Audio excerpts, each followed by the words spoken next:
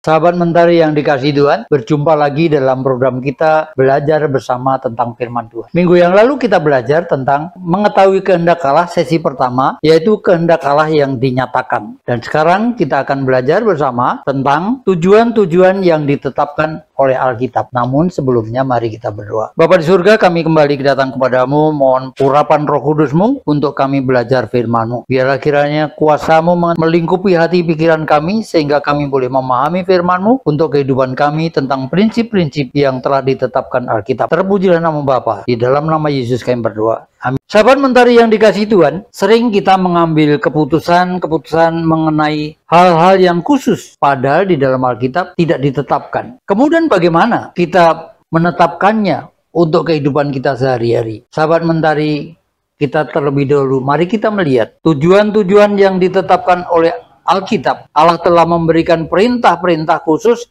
yang dapat menolong saudara dan saya mengambil keputusan-keputusan sehubungan dengan kegiatan-kegiatan kita. Jika kita ada tindakan-tindakan tertentu yang tidak sejalan dengan Alkitab, maka marilah kita ketahui dengan menggunakan beberapa ayat untuk kita belajar bagaimana tujuan-tujuan bagi saudara dan saya yang diingatkan. Matius 6 ayat 33. Carilah dahulu kerajaan Allah dan kebenarannya, maka semuanya itu akan ditambahkan kepadamu. Timbul pertanyaan di dalam diri kita, apakah yang kita lakukan ini sekarang sudah mengikuti kehendak Allah itu? Apakah kita menempatkan keinginan Allah di atas keinginan kita pribadi? Kalimat pertama, tetapi carilah dahulu. Apa yang harus didahulukan? Carilah dahulu dan Allah dan kebenarannya. Apa kerajaan Allah itu? Nah, kita masih bertanya, apa kerajaan Allah itu? Mari kita melihat di dalam Rom pasal 14 ayat 17. Sebab kerajaan Allah bukanlah soal makanan dan minum, tetapi soal kebenaran, damai sejahtera, dan sukacita di dalam Roh Kudus. Paulus mengingatkan kepada jemaat di Roma, hal ini berkaitan dengan mereka bersoal jawab apa yang bukan. Sebab kita hidup untuk Tuhan dan kita mati untuk Tuhan. Jadi baik hidup atau mati, kita adalah milik Tuhan. Kerajaan Allah adalah damai sejahtera, sukacita, dan kebenaran. Itulah yang kita utamakan di dalam prinsip Matius 6 ayat 33. Tetapi carilah dahulu kerajaan Allah dan kebenarannya, maka semuanya itu akan ditambahkan kepadamu. Kalau kita mengutamakan Allah dalam kehidupan kita, Allah memberkati kita, semua akan ditambahkan kepadamu yang saudara dan saya perlukan. Kemudian tujuan yang ditetapkan berikutnya adalah Matius 22 ayat 37-39. Kalau kita masuk gereja, biasanya ayat ini dibacakan. Apa yang dibilang di sana? Kasihilah Tuhan Allahmu dengan segenap hatimu, dan seterusnya. Atau kita baca saja Matius 22 ayat 37-39. Jawab Yesus kepadanya, kasihilah Tuhan Allahmu dengan segenap hatimu, dengan segenap jiwamu, dan dengan segenap akal budimu. Melalui kehidupan kita, segenap hati kita, segenap akal budi kita, dan segenap jiwa kita, kita pakai untuk mengasihi Allah dengan sebenar-benarnya. Orang yang takut akan Tuhan diwujudkan dalam mengasihi Allah dengan segenap hati, segenap jiwa, dan segenap akal budi.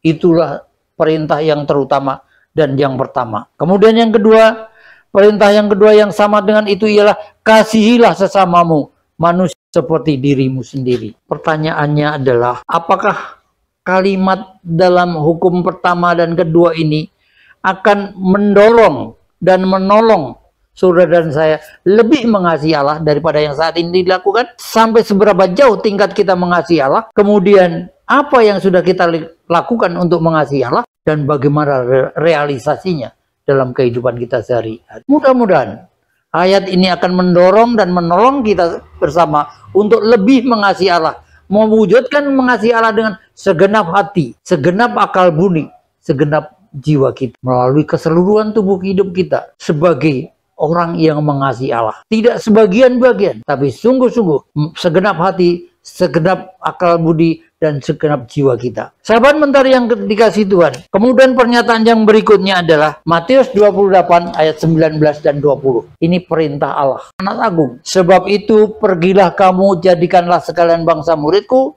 dan baptislah mereka dalam nama Bapa, Anak, dan Roh Kudus, dan ajarilah mereka melakukan semua yang telah aku ajarkan kepadamu, dan ketahuilah aku menyertai kamu sampai akhir zaman. Allah memerintahkan kepada saudara dan saya.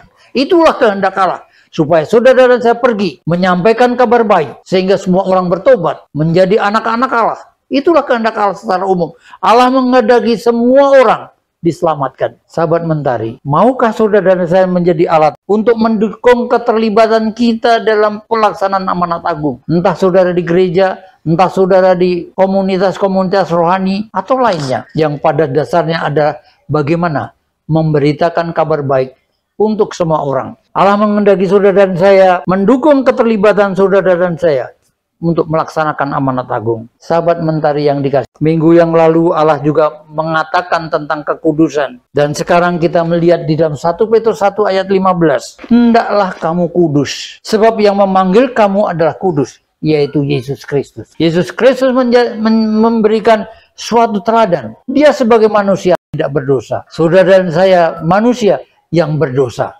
Maka oleh Allah di dalam Yesus Kristus, saudara diampuni dosanya, dikuduskan pada saat itu. Dan untuk mempertahankan kekudusan itu, saudara dan saya dituntun untuk selalu hidup kudus sebagaimana Dia yang memanggil saudara dan saya. Sahabat Mentari yang dikasihi Tuhan, tentu semua ini memerlukan kehidupan rohani yang bersandar kepada Allah. Oleh sebab itu, saudara dan saya harus bertumbuh di dalam kehidupan rohani kita.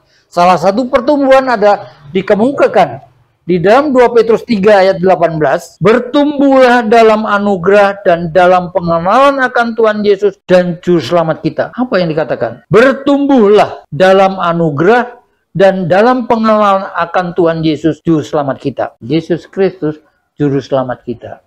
Kita mesti bertumbuh di dalam pengenalan akan Tuhan baik. Dan itu dimungkinkan oleh karena Roh Allah akan mengingatkan saudara dan saya tentang firman Allah yang sudah diberikan kepada saudara dan saya. Mari kita mendengarkan, mari kita membaca, mari kita merenungkan firman Allah itu, supaya saudara dan saya selalu diperbarui dalam kehidupan kita untuk mengingat Allah menuntun saudara dan saya untuk mengetahui kehendaknya. Bertumbuhlah dalam anugerah dan dalam pengenalan akan Tuhan dan Juru Selamat kita, Yesus Kristus. Baginya kemuliaan sekarang dan sampai selama-lamanya. Bapak, Ibu, Saudara dan saya yang saya kasih di dalam Tuhan, kalau saudara dan saya menjawab pertanyaan-pertanyaan tadi, apakah kita menempatkan keinginan Allah yang utama dalam kehidupan kita? Apakah kita akan mengasihi Allah lebih lagi dari yang sekarang ada?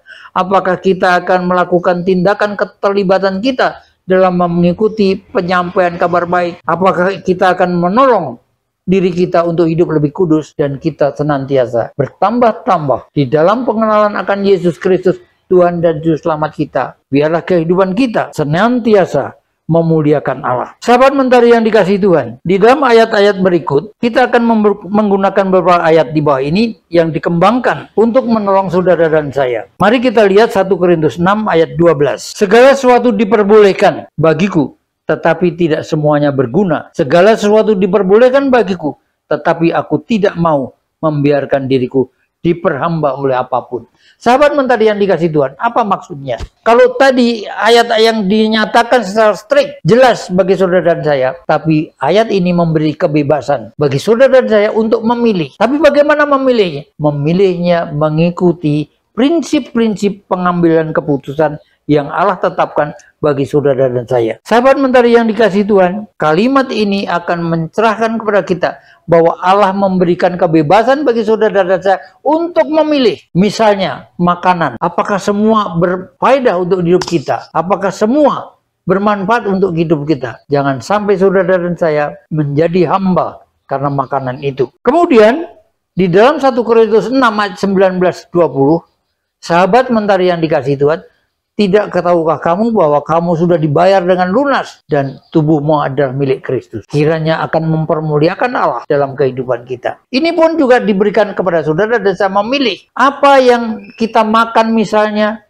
Apakah itu memuliakan Allah? Apakah itu mendukung kesehatan kita? Karena Allah mengatakan muliakan Allah dengan tubuhmu. Artinya kita juga menjaga kesehatan. Apakah makanan-makanan itu misalnya mendatangkan kesehatan kepada kita atau merusak kesehatan kita. Misalnya, oleh sebab itu Allah, semua itu diperbolehkan, tapi tidak semua berguna. Semua itu boleh dilakukan, tetapi apakah kita akan menghambakan diri pada makanan? Sahabat yang dikasih Tuhan, janganlah kita menjadi batu sandungan bagi orang lain. Batu sandungan ini ada sesuatu yang kalau saudara dan saya lakukan, menjadi sandungan bagi orang yang masih lemah imannya. Contoh begini, saudara dan saya diantar oleh tetangga makanan habis selamatan. Misalnya 1000 hari orang meninggal. Saudara dengan iman yang kuat, saudara makan. Tetapi kemudian ada tamu datang melihat saudara makan itu. Apakah yang harus Anda lakukan? Apakah Anda lari kemudian menemui dia dan meninggalkan makanan itu, kemudian berpura-pura tidak pernah makan? Tidak demikian. Anda lanjutkan makan,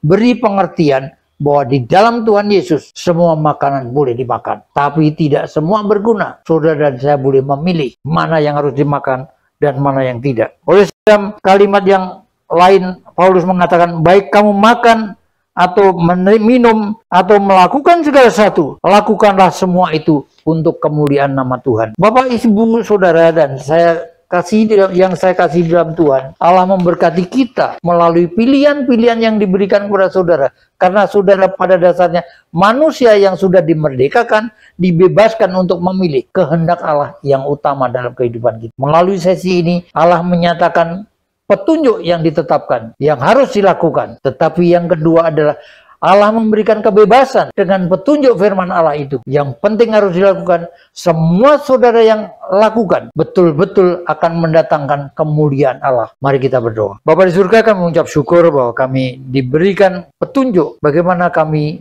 melakukan kehendak Allah. Kami mengucap syukur atas pernyataan melalui Alkitab tentang petunjuk kehendak Allah yang harus kami lakukan. Tapi kami juga mengucap syukur Allah memberi kebebasan. Dan tuntunlah kami untuk melakukan yang baik dan benar dan semata-mata untuk memuliakan nama Tuhan. Terpujilah nama Bapa. Kami mohon berkat untuk kami sekalian.